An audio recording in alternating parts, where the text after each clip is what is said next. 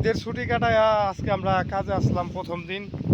তো আমাদের তো হালুয়া টাইট হয়ে গেছে, মানে হালুয়া টাইট হয়েছে কারণ রোদের তাপমাত্রা এতটাই বেশি, মানে বলার বাইরে। আমার শার্টের বোতাম বোতাম খুলে রাখছি, তারপর আমার এই যে মামুর অবস্থা তারও খারাপ। মামু দেখেন এই যে উপরে বয়ে আছে। মামু এদিকে দেখো, মামু দেখছেন কোন জায়গায় বই আছে। মামু মামু বলতেছে যে সিঁড়িটার উপরে বই আছে, সিঁড়িটা অত্যাধিক গরম হয়ে আছে। অতিরিক্ত গরম হয়ে আছে। আমরা আসলে আজকে অনেক গরম অনেকটা বেশি, কারণ আমরা রোজার মাসে আমরা নাইট ডিউটি দিচ্ছি। তো মাঝখানে পরে আবার হঠাৎ করে দিনের বেলা ডিউটি, তাও সৌদি আরবের রোদের সম্পর্কে আপনারা তো কম বেশি শুনছেন, আর যারা সৌদি আরবে থাকে তারা তো অবশ্যই জানে যে সৌদি আরবে রোদের তাপমাত্রা কেমন। দেখি কি বলে। बताओ दानिश भाई,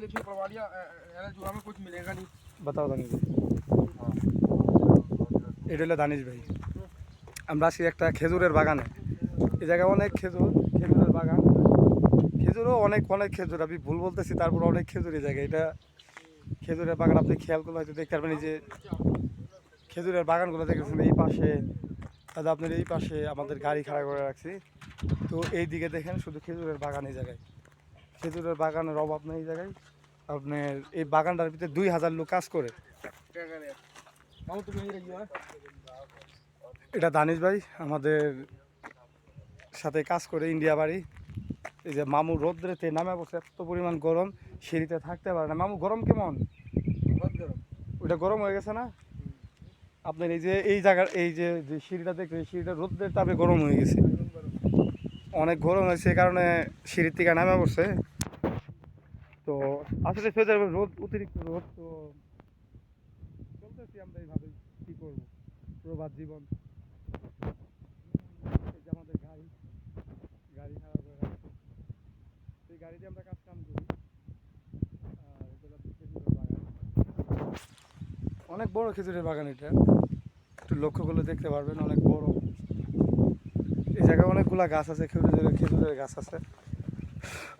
আর চশমা লাগাই রাখছে, এটা লাগা মাইন্ড করেন না, কারণ রোদের রোদের তাপ এতটা বেশি যে মনে করেন যে বেশিক্ষণ তাকায় থাকতে সমস্যা হয়। কারণ চশমাটা লাগাই রাখলে ভালো হয় আর কি। এই কারণে মনে হয় যে কালো চশমা লাগাই রাখছি, মাইন্ড করেন না। গরমেতে দেখছেন খুব কষ্ট আছে এই লোকটা, তার মধ্যে আবার মনে করে যে মাথায় চুল নাই। এই কারণে রোদটা একবারে মনে হয় যে মাথার মধ্যে লাগে।